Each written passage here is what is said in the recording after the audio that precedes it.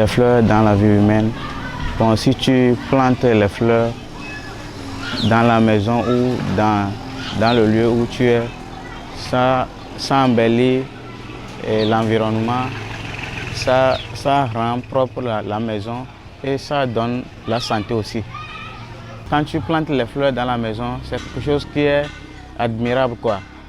Si toi-même tu sors et tu reviens, tu vois des fleurs, ça donne des fleurs, si ça fleurit, ça donne quelque chose, quoi.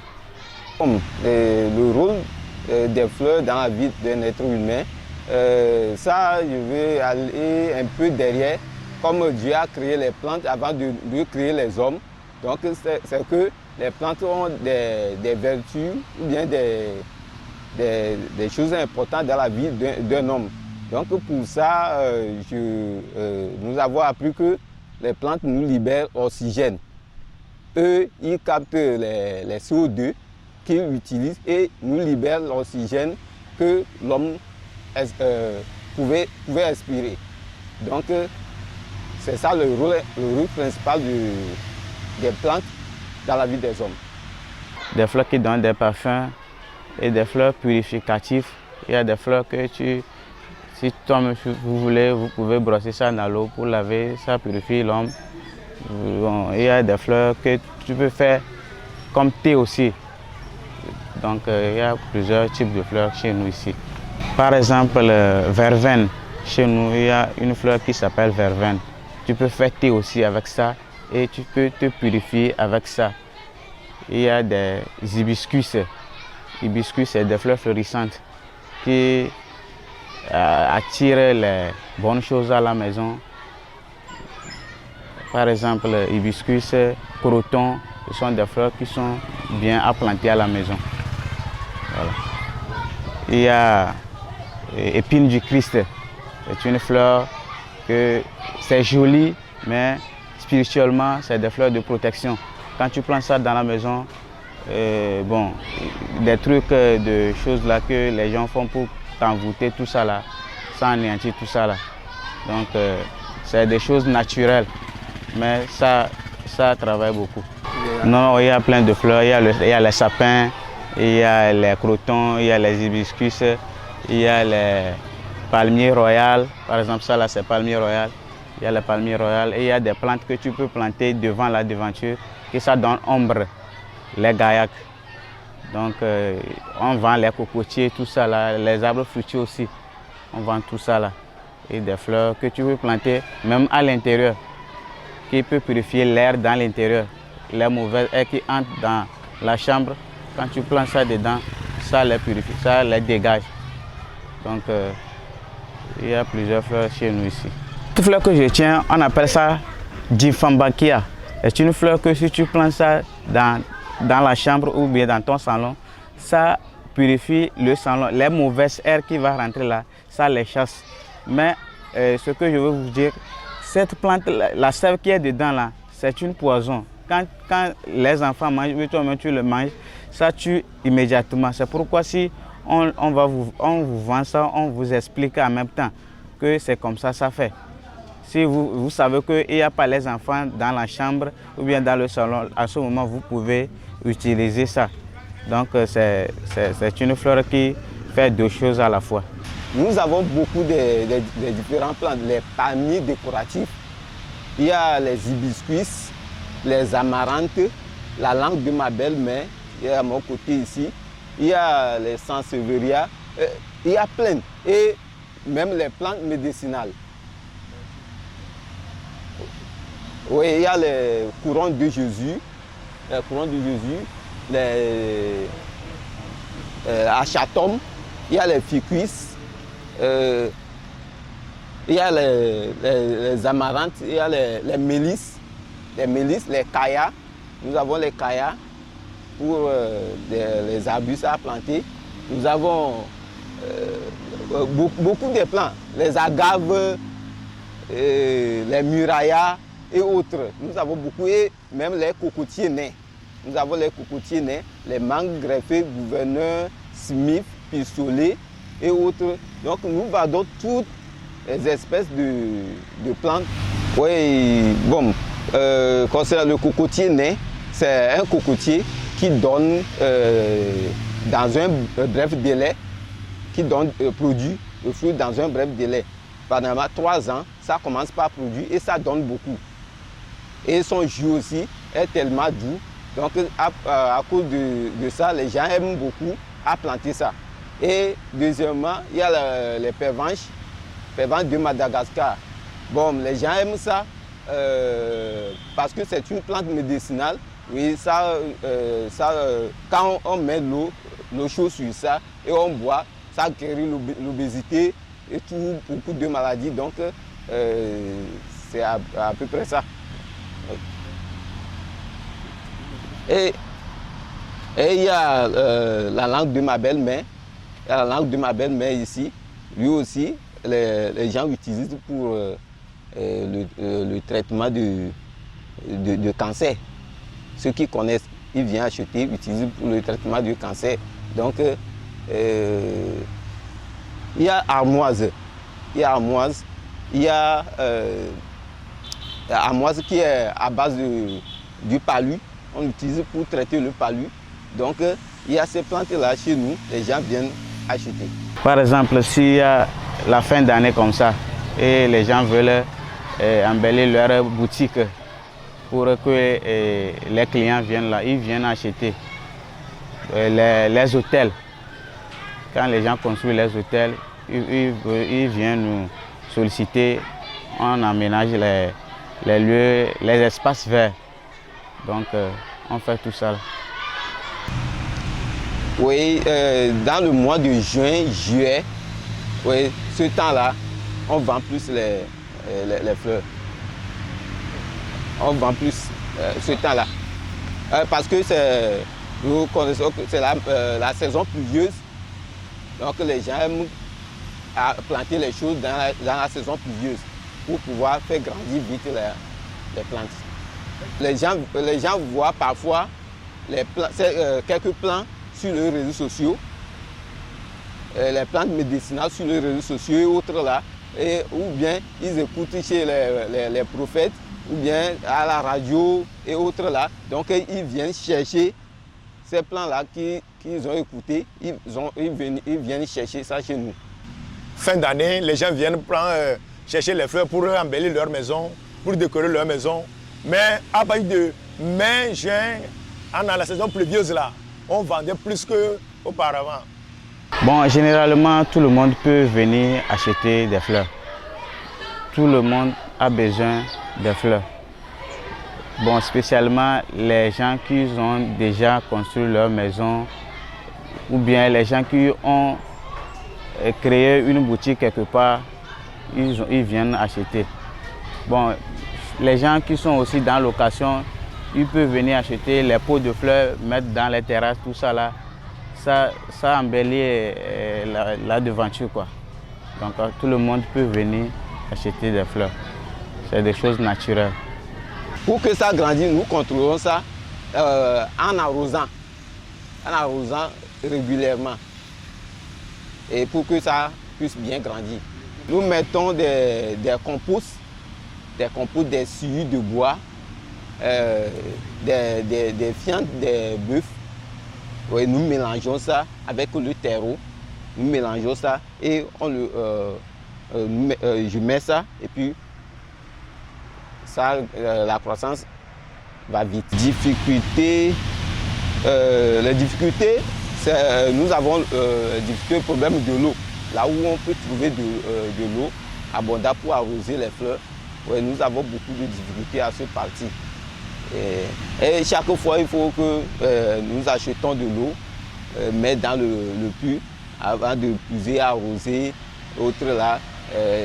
Ça nous fait un peu dépenser, mais on est là. Et le deuxième, là où trouver les composts, le terreau, pour pouvoir développer les choses, c'est un peu compliqué, mais on se force pour arriver. C'est pourquoi on a cherché l'eau ici. S'il y a la sécheresse, on arrose les fleurs régulièrement. S'il y a la saison pluvieuse, Des fois, c'est 3-4 fois dans la semaine. Mais s'il n'y a pas la pluie, c'est pratiquement tous les jours pour garder les fleurs en bonne santé. Et des fois, si les gens viennent nous acheter, on leur propose de venir chez eux, leur faire un entretien. On peut leur dire, on peut venir 2-3 fois arroser leurs fleurs et nous les conseillons. Si on n'est pas là, eux-mêmes, ils peuvent arroser, on leur apprend comment l'arroser. Il y a plusieurs moyens d'avoir les fleurs. Il y a des fleurs qui sont en graines. Tu ramasses les graines, tu mets par terre, tu l'arroses et ça va pousser. Tu vas prendre ça pour mettre dans les piotas. Tu vas faire pépinière avec ça. Et tu vas les suivre jusqu'à ce qu'ils deviennent majeurs. Et d'autres, c'est en bouture. Tu les coupes, tu les fais pépinière. Mais il n'y a pas, beaucoup ne sortent pas. Et peu va sortir, tu vas encore refaire. Voilà. Il y a des trucs qui font, il y a l'autre qui font en rejet. S'il y a la mer, il y a les pépinières qui sortent à côté de ça. Tu vas l'enlever et replanter encore. Bon, l'entretien, par exemple, si tu fais en bouture, tu mets ça dans l'ombre. Quand ça pousse là, tu vas l'enlever là-bas pour déposer un peu en soleil. Tu vas les suivre, tu vas l'arroser. Quand tu vois qu'il y a trop de soleil, tu vas encore l'enlever là-bas pour mettre en l'ombre. Jusqu'à tu vois que maintenant, ça peut rester totalement à l'ombre et en soleil. C'est à ce moment que tu vas l'enlever dans l'ombre pour mettre en soleil. Entretien des fleurs, mais il y a certains plants qui ne prennent pas trop d'eau, mais d'autres prennent trop d'eau. C'est à toi de voir les plants qui prennent trop d'eau pour mieux l'arroser. Mais il y a les plants aussi qui, en saison sèche aussi, il y a les mouches qui viennent, mais on achète les insecticides. Il y a certains insecticides là. Il y a les plants avec leurs insecticides. On ne prend pas n'importe quel insecticide pour les plantes. Mais chaque plante a ses insecticides. Les grains de l'Europe, l'Amérique, l'Europe et même en Afrique du Sud, il y a les graines aussi. Les gens ramènent ça de l'autre côté. Mais maintenant, les Chinois ont tout mis à notre disposition maintenant. Eux, ils font trop de production maintenant. C'est pourquoi on aime les Chinois s'ils apportent les choses là. Non, il y a des fleurs qui restent dans l'ombre, d'autres qui restent en soleil et d'autres qui veulent un peu de soleil et un peu d'ombre. C'est pourquoi si les clients viennent acheter, on leur conseille de mettre ça dans l'ombre, ça là en soleil, ça là un peu de soleil, un peu d'ombre. Donc si ils achètent, on ne les conseille pas et ils déposent n'importe où. Ils peuvent acheter, mais ça ne va pas pousser chez eux. Quand on plante les fleurs là, on met l'eau, on met l'engrais aussi, l'engrais naturel. On met l'engrais, on met les produits contre les insectes. Parce que des fois, les insectes viennent les manger. Donc on met les insecticides pour que les mouches blanches et tout ça là, ne l'attaquent pas. Non, les engrais chimiques ne sont pas conseillés. Parce que si tu mets l'engrais chimique et tu ne l'arroses pas bien, les plantes peuvent devenir zéro. Ça peut devenir chose là. Donc on préfère les engrais naturels. Voilà, tu peux ramasser les herbes et tu le déposes quelque part. Ça va devenir, c'est-à-dire tu ajoutes le sable et ça devient engrais naturel. Ou bien les déchets des moutons, tout ça là, tu mélanges avec les fumiers et c'est devenu engrais naturel. Vraiment, l'avantage que je vois, moi, particulièrement, comme j'aime ce travail-là, quand je suis dans les fleurs comme ça, je suis en joie, donc je vois le premier avantage là-bas. Deuxièmement, ça nous rapporte un peu de l'argent. Quand les gens viennent acheter là, on trouve un peu de sous pour pouvoir gérer la maison, nos familles, autres. Là. Donc, Oui, c'est seulement le jardinage. Je suis dans le jardinage. C'est seulement ce métier-là qui me fait gagner l'argent pour pouvoir gérer ma famille. Bon, si quelqu'un veut lancer dans le domaine de jardinage, je le conseille de venir. C'est une bonne chose. Il ne va pas regretter. Pour suivre la formation du jardinage, tu peux faire une formation de 2 ans. Ça varie, une formation de 3 ans, une formation de 1 an. Ça dépend de la disponibilité de la personne qui va suivre la formation. La théorie et la pratique chez nous ici.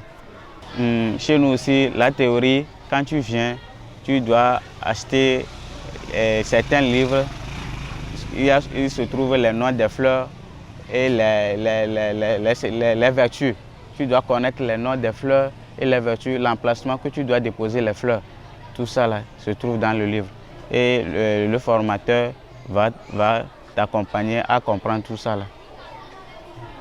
Et au niveau de la pratique, on va au terrain. Merci beaucoup. En ce moment, je vois que la jeunesse ne veut pas apprendre le métier du jardinage. Parce que, bon, d'après mon analyse, ils ne savent pas que ça donne aussi de l'argent.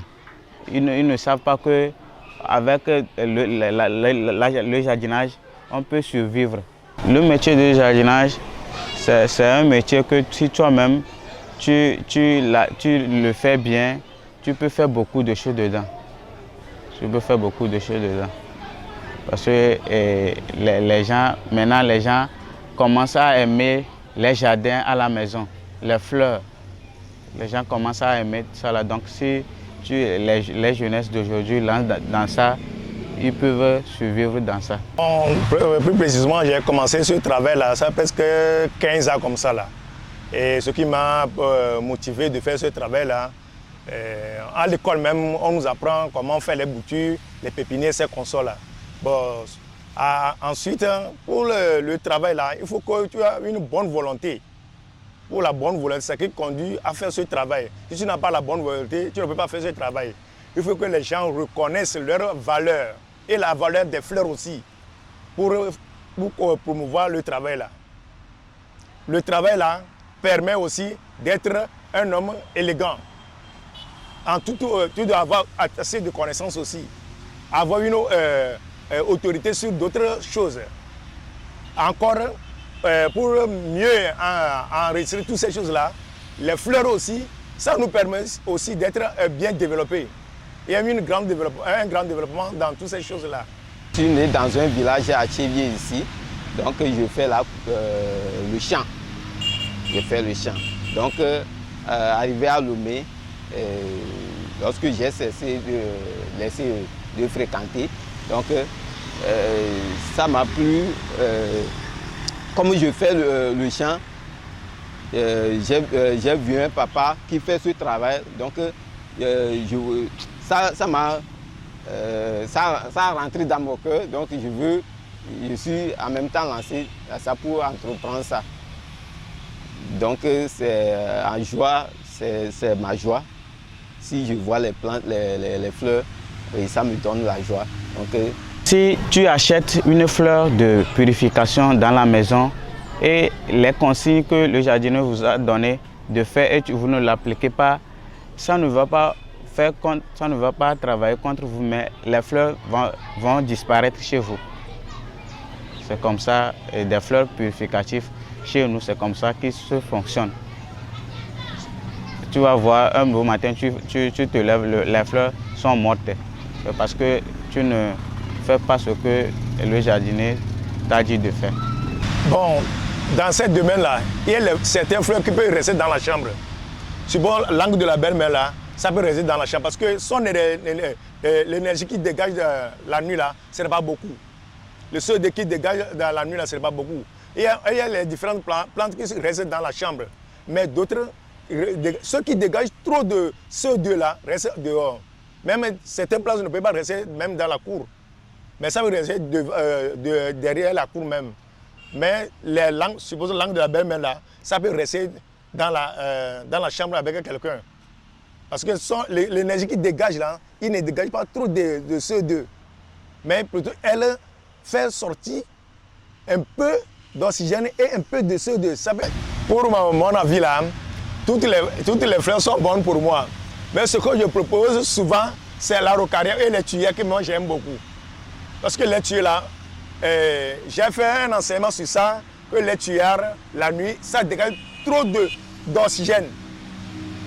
Les tuyères dégagent trop d'oxygène et les araucarias aussi dégagent trop d'oxygène plus que les autres plantes. C'est pourquoi j'aime trop les gens parlent de sapin, les fleurs de Noël là. C'est ça qu'on appelle tuyère. Moi j'aime ça beaucoup, ça reste au milieu de la cour de toute personne. Mais on parle des manguiers. Les manguiers aussi donnent de l'oxygène, mais ce qui est plus important, c'est les tuyères qui donnent ça beaucoup. Tu vas voir que la nuit, chaque jour, lui ne se fane pas. Ça donne toujours la vertu. C'est le vert, c'est le vert. J'ai eu des renseignements sur de nos cuisiniers. Parce qu'il nous dit que le laurier, je peux faire le thé avec. Ça va travailler bien mon organisme. Ça peut fortifier même mon organisme. Et c'est pourquoi je voulais même l'acheter. Aussi le marché des feuilles, mais je veux acheter même la plante. Et comme ça, je peux l'avoir dans ma maison et faire les cueillettes quand je veux. C'est ça. Les fleurs, d'abord sur le plan esthétique, je dis que bon, c'est pour donner une beauté même à une maison, bon, on a besoin de fleurs. Et puis, les fleurs, par leur, tout ce qu'ils dégagent comme oxygène, quand on est sous les plantes de fleurs, on traverse les fleurs, vraiment, on a de l'oxygène, on respire de l'oxygène, et c'est bien beau comme ça, parce que ça donne la santé. La santé. Parce que quand on a des plantes, des fleurs à la maison, d'abord la beauté de la maison, et puis, comment dire, en matière de santé, rester sous une plante, par exemple, on respire de l'oxygène parce que la plante déverse de l'oxygène le jour, mais c'est la nuit qui n'est pas bon de rester sous les plantes parce que ça dégage de gaz carbonique. Est-ce qu'on a bien appris? C'est comme ça, donc dans une journée, j'aime me reposer, prendre mon calme sous une plante ombrageuse, et comme ça je suis à l'aise. Je suis à l'aise même plus que de rester sous les paillotes et autres là, mais ça, c'est mon sens. Ce que je peux conseiller, que bon, les plantes, c'est bon d'avoir une plante dans sa maison.